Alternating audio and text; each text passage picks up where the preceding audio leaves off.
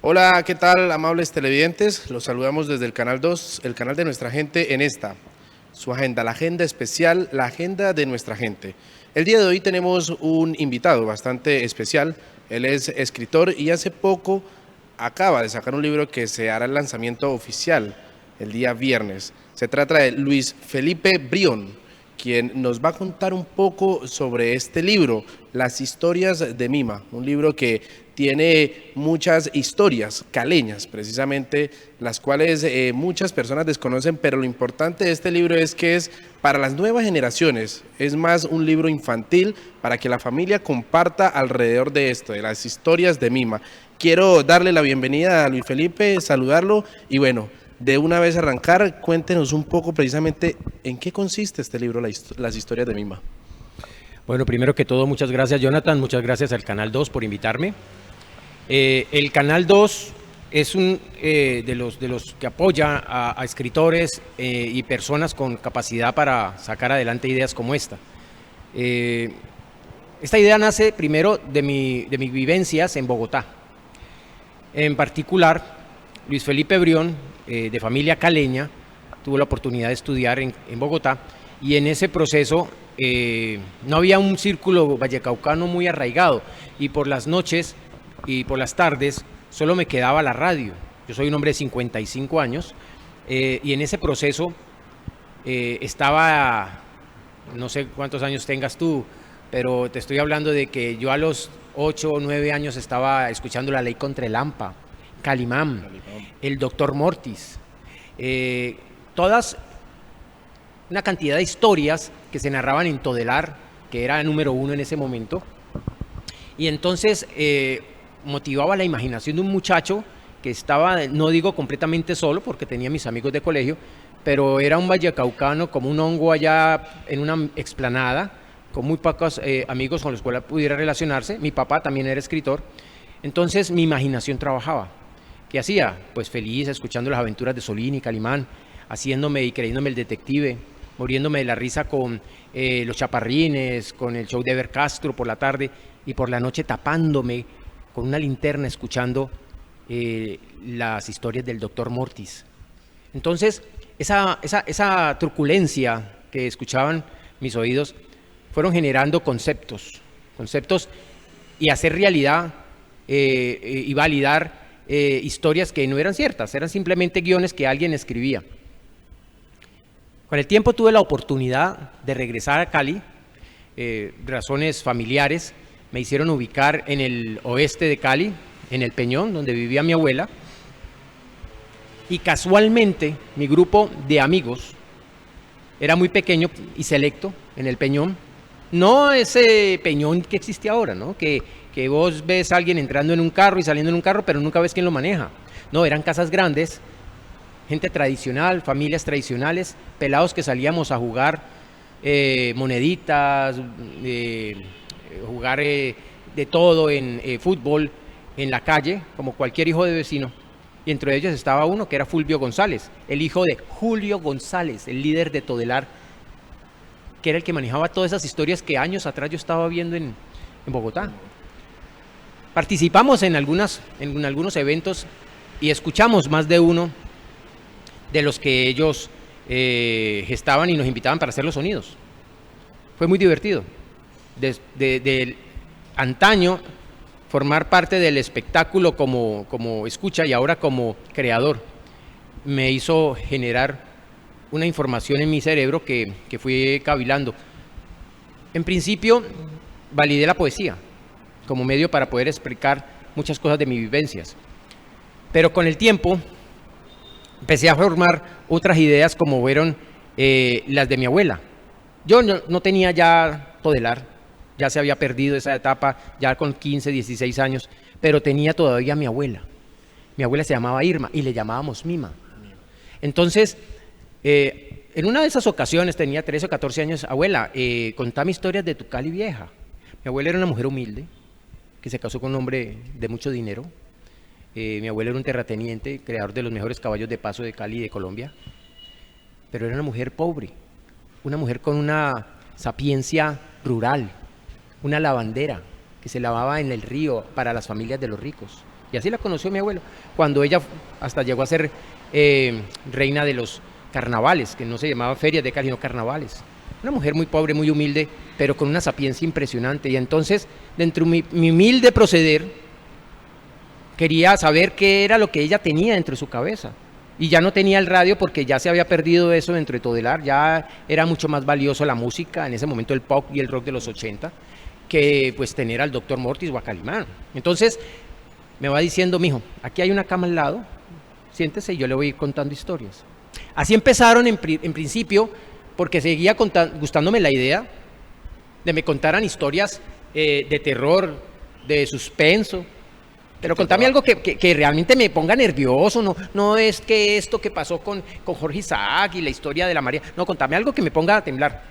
Y así fueron las historias. En principio fue, como está en el libro, las historias de Mima, la historia de Caicedo, uno de los más grandes alférez real, que al fin y al cabo le dio la libertad a los afrodescendientes en Cali y el Valle, y ahí fue gestándose otras historias. Eso, como te dije, fue adormeciéndose, la educación, el sacar adelante su vida formal, productiva, el matrimonio, los hijos, hasta cuando años atrás, hace por ahí 6 años, dije, bueno, ¿y por qué no generó algo que tenga validez para las nuevas generaciones? Volteo a ver, y mis hijos son un proceso automático del celular, un engendro de lo que quiere Bill Gates o quería Steve Jobs. Simplemente absorber todo un software 24 horas y no hay esa calidad de vida con la familia. Hay algunas ocasiones en las cuales pudiese uno tratar con ellos. Entonces me vino a la cabeza otra vez Irma. Mi hijo se llama Luis David, mi hija se llama Sara. En una conversación con ellos, chévere papá, que tuviese la oportunidad de volvernos a informar sobre la Cali. Yo no conozco nada de Cali. Entonces, pues por supuesto, cuando al señor López le dio por acabar con la unión con la iglesia y con la historia, nuestra idiosincrasia y nuestros recuerdos se cortaron. Nosotros tenemos que validar nuestra historia, porque nuestra historia, además de eso, nos acerca no solamente a nuestro pasado y a nuestros orígenes, sino a eso que estaba yo hablando con mis hijos en ese instante. Cercanía. ¿Quién eres tú? ¿De dónde procedes? Validar qué tan importante era el Valle del Cauca frente a Antioquia, frente a Granada, frente a Nariño, frente al Atlántico, y saber que teníamos una época y tuvimos historias, y cuando empiezo a contarles, pero papá, esto es mejor que Netflix. Claro, no estas historias sabían. son una berraquera, ¿qué pasa aquí? Hijo, pues vamos a tratar de escribirlos para que te entusiasmes. Y así empecé. Hace 3 o 4 años, digo 3 o 4 años porque me demoré un poquito. En primero el guión lo formateé de tal manera de que habían muchas cortapisas para hacerlo con adultos, con jóvenes, hasta que empecé bueno, esto es un mensaje para la familia, en primer lugar. Segundo, recuperar el respeto hacia los adultos. Los pelados creen que saben más y son mucho más, porque tienen el grupo de información dentro de su celular y dentro de un dedo creen que con ese dedo manipulan todo lo que les da alrededor y les da derecho para saber o creer saber más que las experiencias del mayor de la casa, el abuelo, la abuela, el padre. Y ese dedo no es mayor que la neurona. La neurona es mayor simple y llanamente en capacidad de agrupar información. El dedo solo es mayor en física, tamaño, no más. Y ahí empecé yo a organizar, primero, que sea un libro que dé al final, respeto hacia los adultos y a la familia en general, que hay un núcleo que merece un gradiente de proceso de respeto. Porque al final, porque al principio tú puedes generar y ver en el libro una cantidad de ideas que colindan con la amistad de colegio y colindan con las historias tradicionales. Leyendo a uno de los mejores escritores alemanes que se llama Michael Ende, para quienes les gusta la literatura en general, podemos hablar de Momo y los ladrones del tiempo, Momo y la niña que sabía escuchar, que es muy valioso hoy en día donde se habla para contestar y no para escuchar. Momo es una niña que tiene unos enemigos alrededor que son los hombres grises que le quieren robar el tiempo a los niños. ¿Y cuál es el tiempo de los niños? El tiempo de recreo, el tiempo de jugar, el tiempo que teníamos nosotros de jugar balines, de correr, de fútbol y todo. Y ahora aparecen esos hombres grises que le quieren formatear a los pelados, que usted tiene que estudiar mucho, mijo, y termina de estudiar, se pone a trabajar. Y ella aprende a escuchar con su amiga la tortuga a tiempo y empieza a valorar esa importancia. Y solamente al final de Momo se encuentra uno de esa historia. Otro libro muy importante de Michael Ende que quizás escuchan hoy en día por algún corto en YouTube es Never Ending Story, que es la historia sin fin, que la trató Disney de muy mala manera. Y es espectacular porque es uno de los pocos libros donde está hecho en dos colores, rojo y azul. Tú abres el libro y el libro te habla. Oye tú, lector, que me estás leyendo. Uno dice, oye, madre, ¿cómo así? ¿Esto qué pasó aquí? Entonces es un libro chamán muy perspicaz, donde tiene la historia como tal de Arthur y Atreyu y la historia de eso. Entonces en ese proceso yo aprendí que había que dejarle la masa crítica al final del libro, donde el mensaje importante se tenga que masticar durante hoja por hoja, capítulo por capítulo, y al final, ¡pum! ¿Por qué pasó esto? ¡Ah, güey madre! ¿Qué es esto? Para que los pelados, sobre todo los que les da por leer el encabezado y el final, se lleven una sorpresa. Estamos en el mundo en donde todos leen solamente el encabezado de los diarios o las revistas. No leen el contenido. Y si quieres ver el final, cuando ve que termina esto, Eri, no, está chévere, sí. Ya me di una idea. No. Tienes que leerlo todo para saber por qué termina así. Si no, no sabes. Entonces, empecé por eso. El escritor que me incentivó a generar y a maquinarlo, a armarlo, se llama Michael Ende. Bien, hablábamos al principio que generar como esa intriga por querer escribir algo nace precisamente de las radionovelas, de escuchar, de imaginarse todas esas historias que en algún momento escuchaba usted en la radio. Pero al día de hoy, donde las radionovelas es algo que por ahí no tienen la importancia y el valor, precisamente Calimán la quieren recrear en Señal Colombia y quieren volverla a retransmitir, precisamente porque era una radionovela que generaba esa imaginación. Con las historias de Mima también se pretende eso, ¿no? Generar que el niño, el joven, la familia recree todos esos momentos que cuenta dentro de este libro, precisamente para eso, para que la persona conozca esa idiosincrasia caleña, esas historias que por ahí no nos la cuentan en el día a día y que por ahí los lugares turísticos donde se desarrollan estas historias ya pasaron a otro plano y pasaron a ser otro tipo de espacios, no para contar este tipo de cuentos, ¿no? Totalmente, Jonathan.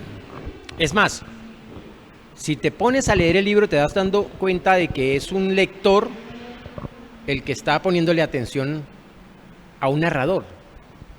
Entonces, haciendo un símil a lo que estás diciendo de que están tratando de rescatar nuevamente narraciones, inclusive he estado escuchando Calimán nuevamente, sin embargo no con la misma pasión. Una la lee como un turista, me meto a la página y encuentro algunas. Realmente no es ya la misma pasión de sorpresa. Pero es el narrador, que es la abuela, la que hace el papel de radio, como tú puedes estar haciendo el símil, y de esa manera uno encuentra el mensaje.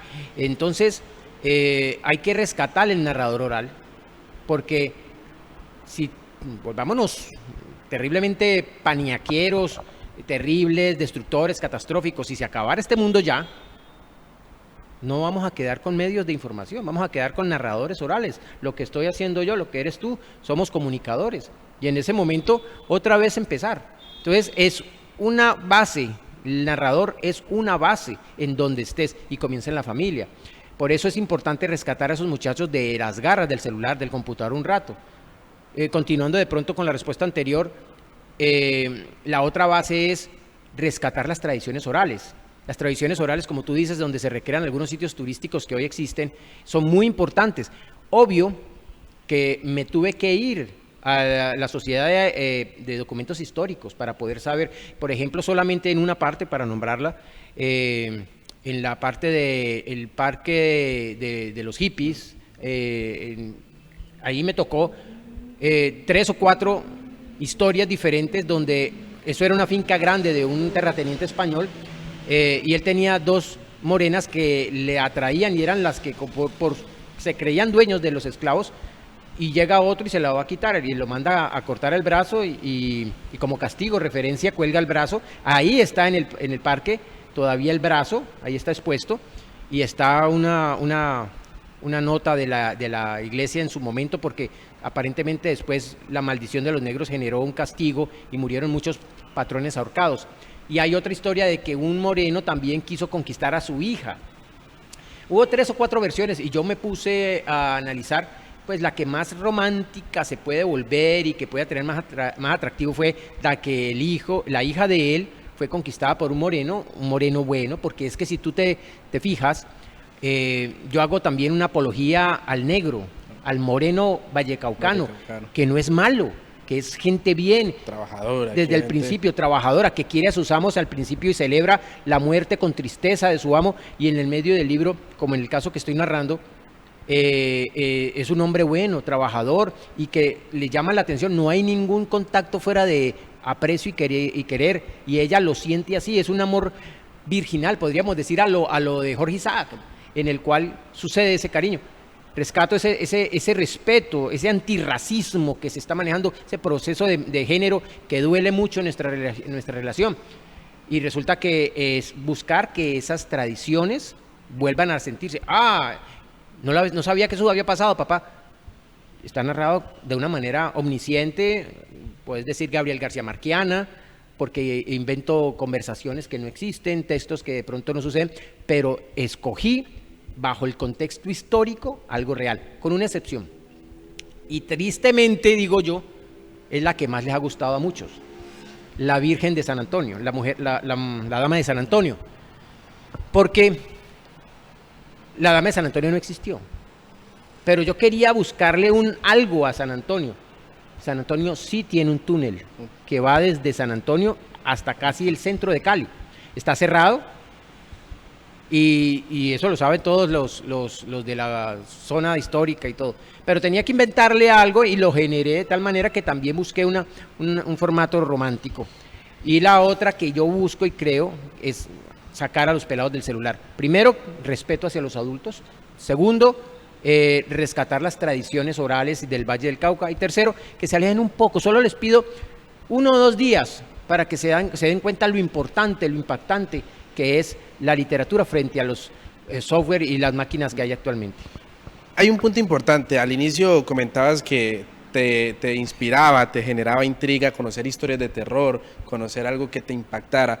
Pero precisamente esta parte del cuento que hablabas de esta historia de amor, ¿de dónde nace? Porque también hay un punto en donde juega como con la picardía del niño, la inocencia, los detalles, las pequeñas cosas que dentro del colegio se ve mucho, pero ¿por qué contar una parte de amor dentro de un libro que por ahí tenía otro horizonte al inicio del libro y por ahí el niño exige precisamente eso?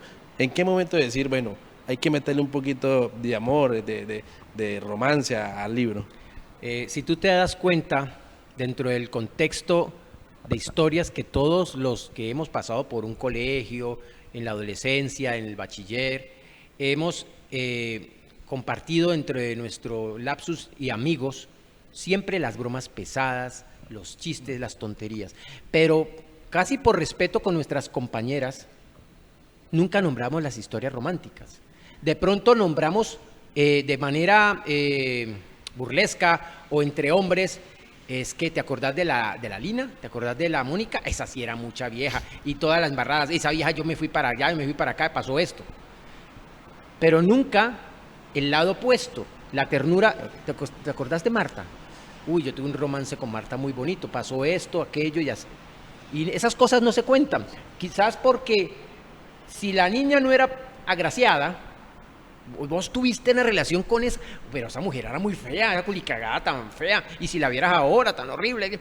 Nosotros somos muy dados en el bullying, y sobre todo en el colombiano, en el caleño, en no soportar el formato de cómo te parece, hombre, que te vas a enamorar de semejante cosa, hombre. Vos sí sos muy manteco, vos sí sos muy negrero, vos sí sos muy feo, y entonces pues uno se queda callado.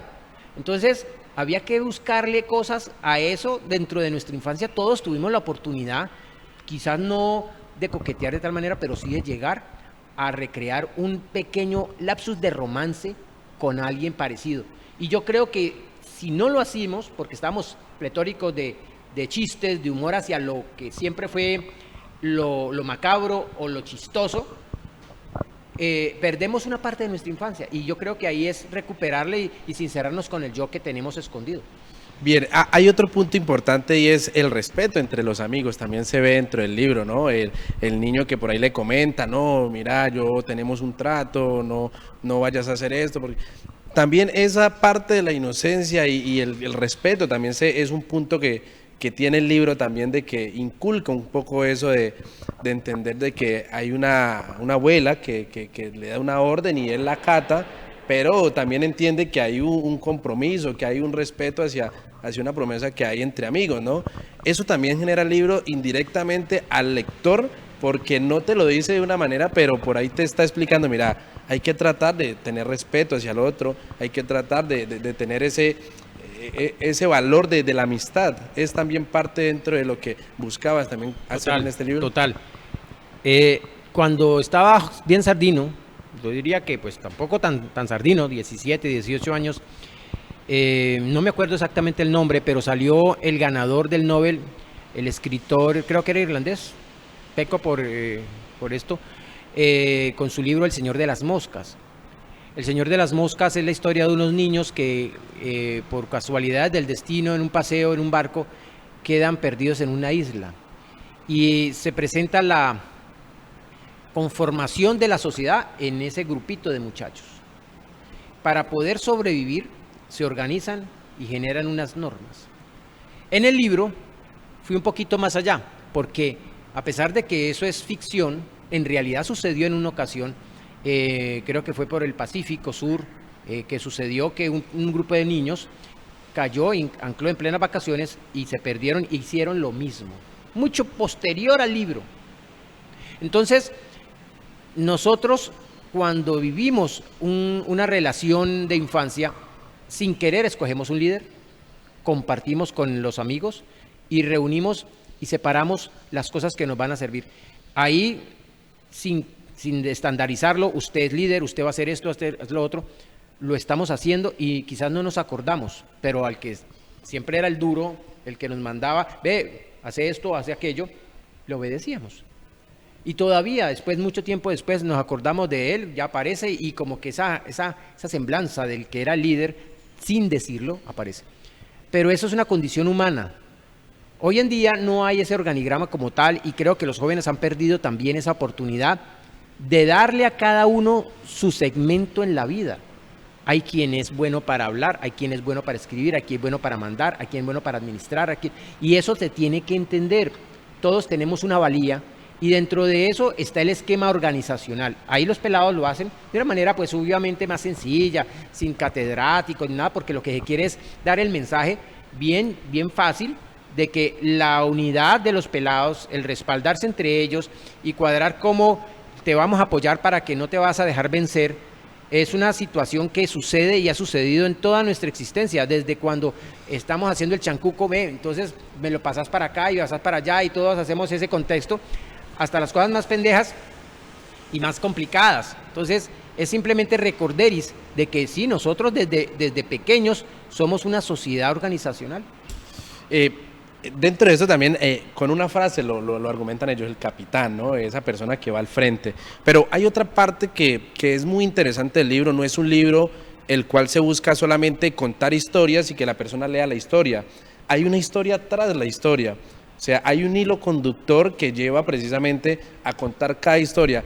¿Cómo fue el desarrollo de esa parte, de ese hilo conductor? Sabemos que ya, bueno, parte de que fue la abuela, Mima, pero la historia de que va dentro de esta es muy interesante también porque hace que el niño genere esa intriga por querer conocer más sobre esa historia. Bueno, como te comenté, soy un apasionado de Michael Ende, escritor alemán, y una de esas bases es la historia sin fin, en donde el libro te escribe, el libro te habla y el libro te dice qué es lo que tienes que hacer. Te recomiendo que lo compres o que lo leas por internet, también lo puedas bajar, en donde te das cuenta de que el libro es psicológicamente afectivo. Pues el libro empieza contando la historia de un niño y de pronto el libro, cuando pasa el capítulo de que el niño va a fantasía, se encuentra que en fantasía ya el libro es el que te está hablando a ti como lector. Y uno, miércoles, ¿cómo así? Uno, primero se cambia uno, y usted lector, que yo no sé qué, yo no sé cuánto, y después, por favor. Entonces, ahí hay una dualidad en donde ya es como si estuviera el escritor mandándote normas para poder aplicar dentro del libro. Echando cabeza, precisamente estaba recordando a Jean Rey, otro escritor muy famoso de los años 60, 50, que tenía un investigador muy parecido que llamaba Harry Dixon, y en esas historias él cogía y hablaba con una dualidad, o sea, echaba para atrás sus diálogos y volvía a hacer replantear al que estaba leyendo dónde el detective encontró el cadáver y cómo lo encontró. Entonces, esto se vuelve como las retrospectivas que hay en el cine, ¿no? Que en muchas películas uno está viendo la película cuando de pronto te hacen un flashback y de pronto te encuentras para darte cuenta cómo fue que sucedió y cómo llegamos a este final. Entonces yo dije, bueno, hay que generar una forma de meter las historias tradicionales de Cali y del Valle sin que se sienta duro, sin que, bueno, te voy a contar esto y entonces empezamos tan planos, no, sino que forme parte de una especie de las 1001 noches, donde cada vez que se acuesta el pelado con la abuelita le va diciendo, bueno, mijo, esto y aquello, y empieza el flashback de ella, porque es de ella el flashback, pero es para él algo nuevo, o sea, para ella es el pasado, para él es el presente, y eso genera su confusión al final, que de pronto ya sabrás cuál es el final. Sí. Pero entonces es una especie de 1001 noches, es una especie de Cherezada para él, en el cual le van contando historias, y entonces es la manera en la cual uno sobre un plafón va generando capítulos sin que de una u otra manera se sienta abrupto, se sienta rota la novela pequeña, porque es una novela pequeña o cuento, le podríamos decir, la historia de los muchachos. Pero cuando ya le metes de una manera sencilla y bien aplomada los libros de las historias del Valle, ya se vuelve novela. Entonces hay que hacerlo de tal manera de que sea con un contexto dual, pero que no se sienta tan fuerte. Y creo que valió la pena en cierta manera. Bien, otro punto es que dentro de ese pequeño cuento nos lleva a diferentes escenarios, porque cuenta desde la habitación, desde otros lugares en donde ellos también, digamos, están dialogando sobre lo que sucede noche a noche con todas estas historias. Precisamente de las historias quería hablar. Son 6 historias. Cali es una ciudad y el Valle que está llena de historias. Me quedaron faltando cantidades, te cuento. Exacto. ¿Cómo fue la elección de esas 6 historias? A ver, en primer lugar de Cali, yo puedo decir que por una de ellas, que es la más conocida, que es Las Tres Cruces, yo diría que no es la más conocida. O sea, la gente, y te puedo decir, muchos que hacemos deporte, yo en este momento no he hecho deporte porque estoy congestionado, estoy acostándome muy tarde y el aire acondicionado y todo, entonces madrugar a subir a Las Tres Cruces con estas noticias tan desagradables que recibimos de los deportistas, pero los muchachos no saben lo que es Las Tres Cruces, saben que el porcentaje deportista, que es una meta para que el fin de semana con el papá puedan recibir la gaseosa o la proteína o el tentempié. O un lugar de Semana Santa. Sí, un lugar de Semana Santa. Pero la historia, eso lo montaron unos padres para que la Cali se vea bien bonito. Entonces, la realidad es esa que te di. La realidad de cómo se gestó Cali es esa que te escribí. Obviamente la conversación la inventé yo. Obviamente la ficción está en que ¿qué pretende 2 sacerdotes viniendo de Ecuador para tratar de rescatar una Cali que estaba carcomida por la delincuencia? Es que prácticamente es esto. El mensaje viene con un contexto. Claro. Eso hace 2, 3 años estaba sucediendo aquí. Cuando por casualidad tuve la oportunidad de hablar con Hermitage, le decía yo, oye, ¿qué vamos a hacer con esta violencia? Maurice, ponete pilas. Cuando me pongo a escribir, ya al final, digo, no, hay que dejar un mensaje. En la Cali de esa época, 1890, 1900, existía la violencia por cada sitio de la ciudad de Cali. Y Cali era mucho más pequeña. Dicen que no fue Buciraco al perecer y al morir que salvó a Cali, sino la luz eléctrica. Cali no tenía luz eléctrica en 1887, 88. Entonces, cuando llegó la luz de mercurio, ya no eran las velas que se colocaban o se prendían en determinados pequeños sitios, porque los barrios no tenían luz eléctrica, pero cuando ya se generó como tal, desapareció el enemigo, porque no había dónde esconderse detrás de un matorral para salir a robar. Entonces, esto es un mensaje también, eso es una cuestión atípica, pero la verdad es que el Cali de hoy se parece mucho al Cali de esa época. Lo que sucede es que decían que estábamos malditos, había tremendos temblores, había delito, corrupción y había robo y delincuencia. Simplemente que es muy fácil cuando no se tiene respuesta ante eso, decir que es el demonio y el grupo poblacional se juntó para salvar a esa Cali. ¿Será que necesitamos hacer lo mismo? Juntarnos para poder salvar esa Cali. El mensaje de las tres cruces lleva por ahí encaminado, por ahí en una parte muy pequeña, que la sociedad está muy tranquila y muy callada. Y a partir de que sean tocados todos esos punticos, se van a dar cuenta de que es necesario recuperarla. Bien, este es un libro precisamente pues lleno de historias, las historias de Mima, de Luis Felipe Brión. La idea también de este libro y por qué es importante que la familia caleña, con sus hijos, sus nietos, sus sobrinos, lean este libro. Yo retomaría el tema de la explicación de las tres explicaciones. La primera, porque es bueno que de pronto antes de acostarse o en la mesa, ve, contame cómo fue que se hicieron las tres cruces, ve, contame qué fue lo que pasó con San Antonio, ve qué sucedió, por ejemplo, eso que pasó con el alférez real, y quién era ese tipo, ve, eso de las tres cruces no sabía, ¿será que eso es verdad? Búsquenlo y verá que es verdad. Lo bonito es que al que lo toque el abuelo, la tía o el mismo papá, al infante o al hijo, o que lo lea cualquiera de la familia, se va a dar cuenta de que hay un valor agregado, que vamos a tener la oportunidad de volver a recuperar el tejido humano que hay en la familia. No nos vemos siquiera en la familia, los hijos y los padres. La segunda, que tengamos la oportunidad de recuperar el sentido de propiedad. Es que estamos llenos de puras historias norteamericanas y europeas. Y si ya nos están metiendo a los turcos todas las novelas que queramos, ¿qué nos va a quedar a nosotros?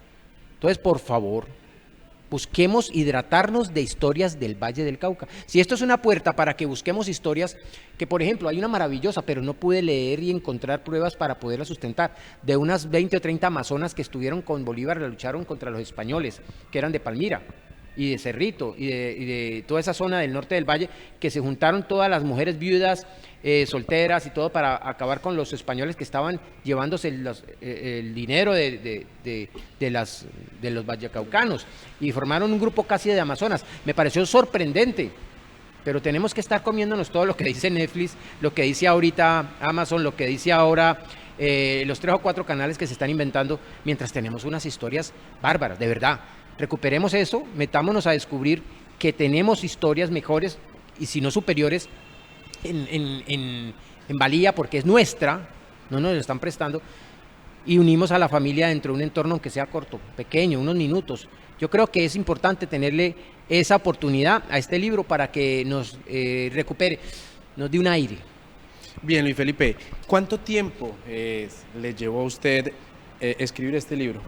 Bueno, primero que todo, recuperar el modus de escribir es complicado, porque yo había escrito poesía hasta 1999, donde gané un concurso. Tuve 2 mecenas que me apoyaron y saqué 2 libros de poesía. En ese contexto fueron interesantes. Y hasta hace 1 año o 2 años participé en varios concursos internacionales, donde quedé segundo en uno en España. Pero era poesía. En algunos se parecían algunas poesías a cuentos. Pero otra cosa es ser un escritor consumado. Yo actualmente soy el gerente de la empresa regional de innovación, donde maquino, genero, busco negocios. Y ese camino para poder trabajar, generar ideas, formar proyectos y ser escritor es difícil, porque es que ser escritor es una profesión. Hay que tener el overol todos los días, y de hecho sé de amigos que son profesionales en la escritura, que de lo que escriben la mitad lo botan, y a veces esculcan dentro de lo que, esto lo recuperan y lo vuelven a montar dentro de su computador. Por supuesto, eso generó dentro de mí una lentitud en el proceso de hace 4 años, prácticamente 3 años y medio, y tuve que empezar a finiquitar, organizando una aplicación que bajé de internet para ser escritor, tengo que ser muy sincero, y donde me organicé, dónde están los protagonistas, cómo iba a ser el texto, cómo iba a ser la historia, quiénes iban a ser secundarios, primarios. Eso primero me orientó. Hay que estar orientado, y esto es un informe para todos aquellos que creo que pueden de pronto formar parte de la tradición de lectura que es ufana, que es escondida y que de pronto no la tienen como una profesión real. Primero es orientarse. ¿Qué es lo que vas a escribir? ¿Cómo lo vas a escribir? ¿Y quiénes son los que van a formar parte de eso que estás escribiendo? Después de que ya estás orientado, estructurarlo, hacerle el esqueleto. Y después de eso, lanzarte, ensayo y error. Eso fue durante 3 años y medio, 2 años prácticamente, año y medio escribiendo. En ese proceso era yendo al parque, a San Antonio, yendo a donde estaban, después de haber seleccionado en la Sociedad de Mejoras y Historias de Cali. Esta historia será la que debe ser, esta historia será la que no es. Y empezar a formatearse y organizarse, preguntar a los viejos. Hay mucha gente vieja que no tiene ni idea, y hay gente que sabe mucho más que inclusive los folios que encontré. Entonces tenía que filtrar, resumir, ese resumen validarlo con lo que realmente existió, con las fechas, porque obviamente la edad engaña, y hay gente muy valiosa que me dieron muchos mensajes en San Antonio, en Parque Caicedo. Hablé con viejitas de las iglesias, esas rezanderas que llevan años y están allá sentadas y tienen la horma en la madera ahí de tanto sentarse 20, 30, 40 años ahí en la misma iglesia. Entonces, pues, sí señor, eso sucedió aquí en esta iglesia. Qué bueno.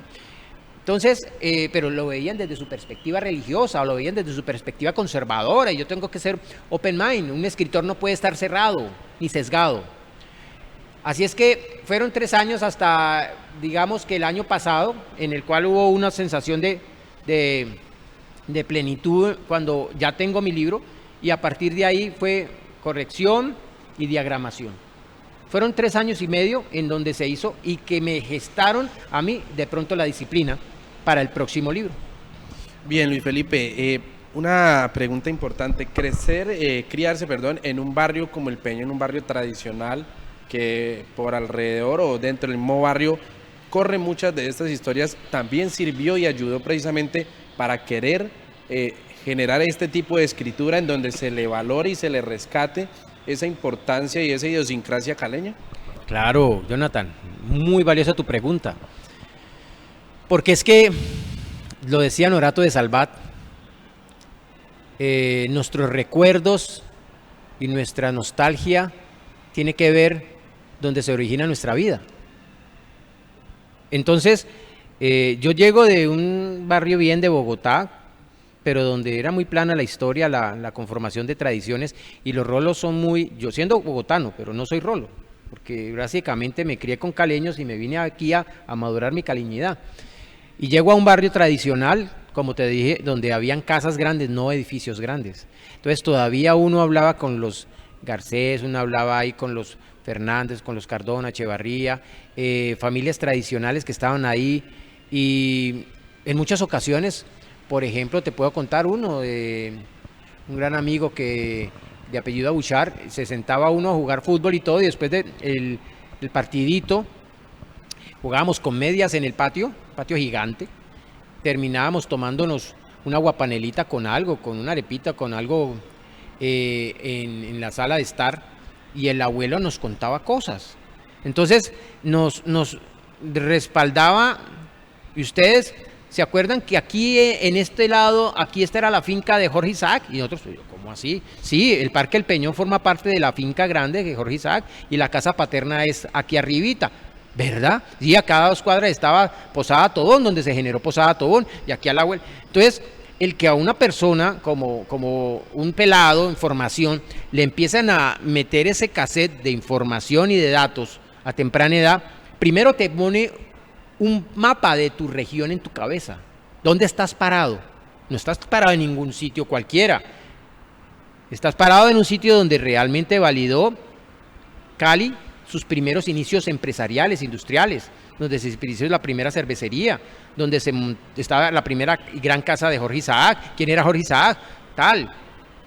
Y arribita estaba San Antonio, una de las primeras casas iglesias donde se generó la cercanía de los cacaos y mantuanos, que cacaos es los que sembraban cacao, es el término que se le da a los ricos, porque desde la época de Bolívar el cacao era la moneda o el producto que más se vendía o se dejaba en la España. Entonces eran ricos realmente los nativos colombianos, hijos de españoles, que tenían esas tierras de cacao, y por eso le llamaban cacaos hasta nuestros días, o mantuanos porque las mujeres utilizaban mantas para poder ir a la iglesia.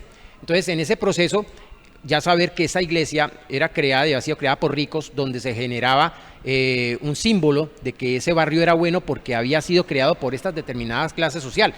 Entonces vos empezás a valorar dónde estás viviendo y dónde te creciste, sin ser elitista. Yo no me crié como los que viven hoy, yo me crié con pelados que salíamos a las 8:30, 9, yo no llegaba a la casa, mi abuelita me cerraba la puerta y tenía que dormir en el Parque El Peñón, ahí al lado de una ceiba, frente a la iglesia de la Sagrada Familia. O si tenía que estudiar al día siguiente, esas 8 o 9 de la noche, ella llegaba a la puerta a tocar la casa de mi amigo con la correa en la mano, y me llevándome a costales, tenga pues.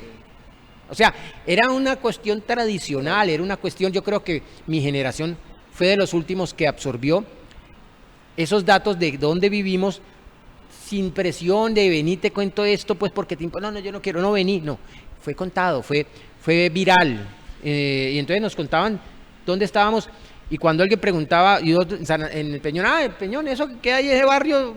Sí, no, yo creía que vivías ahí en Normandía o en Granada, barrios ricos eran esos. No, ¿cómo así? No, en mi barrio cosas importantes se gestaron. ¿Qué se ha gestado en Granada?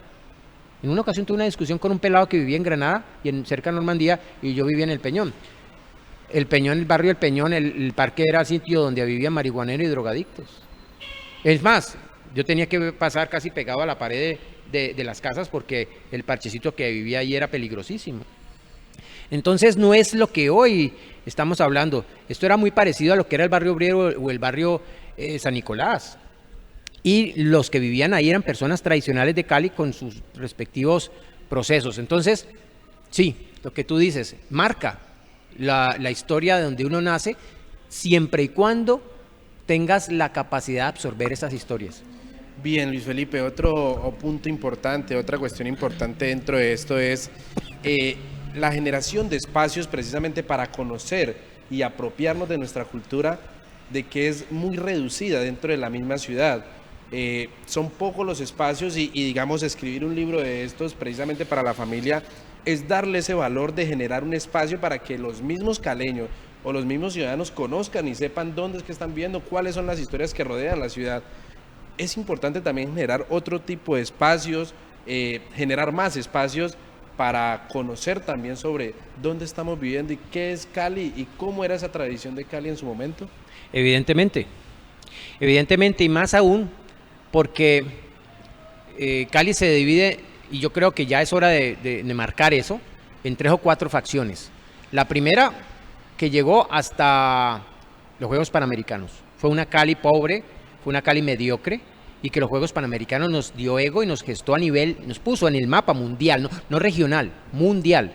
De los Juegos Panamericanos hacia yo diría, los 70 y 80, marca una diferencia que es la droga y los narcotraficantes. Entonces hay una generación que crece pensando en el facilismo y en la creación de una sociedad diferente.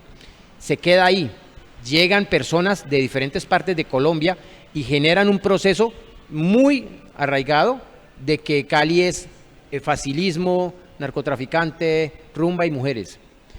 Y viene otro que se está generando hoy, que es el post-desplazamiento venezolano, incluyendo nuestro desplazamiento por cuestiones de violencia. Entonces estamos hablando de 3 o 4 procesos. que cambian a una ciudad. Y si te das cuenta dentro de mis palabras, en ninguno estoy diciendo que todos tienen conocimiento de dónde están llegando, ninguno.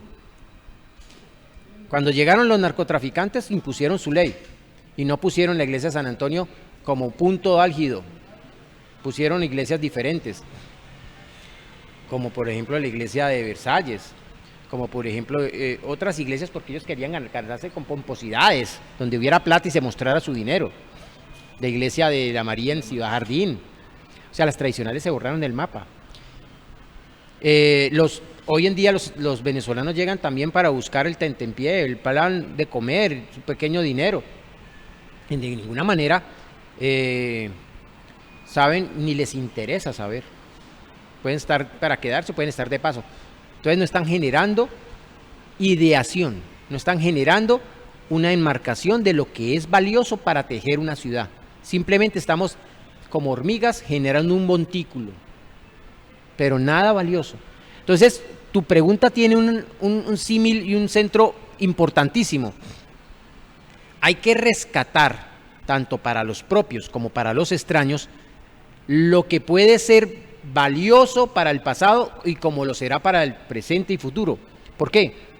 Porque hoy en día, a pesar de la pandemia, el turismo es un proceso necesario para la economía de una ciudad. Y ni más de hablar de un país, que será el turismo para México, para Perú, para la Florida, para Francia, que es el número 1, para España, que es el número 3. Si no van a recorrer sus iglesias, sus catedrales, su torre de Pisa para Italia, su puerta de Brandenburgo para Alemania. O sea, ¿qué será de esos contornos y esas historias donde se gestaron las vivencias de ese sitio, si no las nombramos? Entonces, ahí es donde nosotros tenemos que recuperarlas y nombrarlas para que esta generación y las otras 2 o 3 que se perdieron recuperen la valía de la ciudad, porque nos estamos volviendo simplemente un montículo de hormigas y no estamos diciéndoles aquí pasó esto. Bien, Luis Felipe, en los últimos minutos que nos queda, lastimosamente el tiempo en televisión es bastante corto y donde creo yo que es un espacio donde se debería hablar muchísimo más sobre estos temas de ciudad que le dan ese valor y esa importancia, resaltando esa historia tanto vallecaucana como caleña. Pero hablemos más del lanzamiento del libro. Viernes 23 será el lanzamiento, hablemos un poco de el horario y el lugar donde se hará el lanzamiento del libro. Sí, bueno, muchas gracias en ese sentido para invitarlos a todos. El viernes 23, 5 de la tarde, Centro Comercial Pacific Mall frente a Chipichape. Va a haber una oportunidad, máximo 40 personas, obviamente por cuestión de pandemia y de cuarentena. La situación de alcaldía nos ha dejado simple y llanamente máximo 40 personas. Quienes realmente deseen el libro y quieran comprarlo tendrán la oportunidad de ir, pero vamos a tener un grupo muy reducido y vamos a tener unos minutos, por ahí unos 10 a 15 minutos para hacer la presentación no tan larga y tan agradable con la que me ha permitido el Canal 2 como siempre. Entonces, si desean, es un sitio cómodo, agradable en el norte, cerca de Chipichape, que no hay pierde para llegar, y se tendrá la oportunidad de ofrecer el libro a un precio mucho más económico que se está proyectando en las librerías. Entonces, pues bienvenidos si tienen la oportunidad de asistir. Bueno, Luis Felipe, muchas gracias. Y bueno, a ustedes los televidentes, el libro lo estaremos regalando a todas las personas que se comuniquen a través de las redes sociales y a través de la línea de WhatsApp del canal, precisamente para todas esas personas que quieran conocerlo. Vamos a estar regalando uno de estos libros para que ustedes conozcan más sobre estas historias caleñas, sobre esta cultura del municipio como tal y el departamento, y puedan también tener un espacio familiar en donde traten de dar ese mensaje que Luis Felipe quiere dar con este libro. A todos. ¿Sí? Sí, no, si mientras tanto creen conveniente e interese comprar el libro, yo doy mi teléfono 315-456-0553. Les daré el precio siempre y cuando digan lo escuchamos en el informativo de Canal 2, en la entrevista.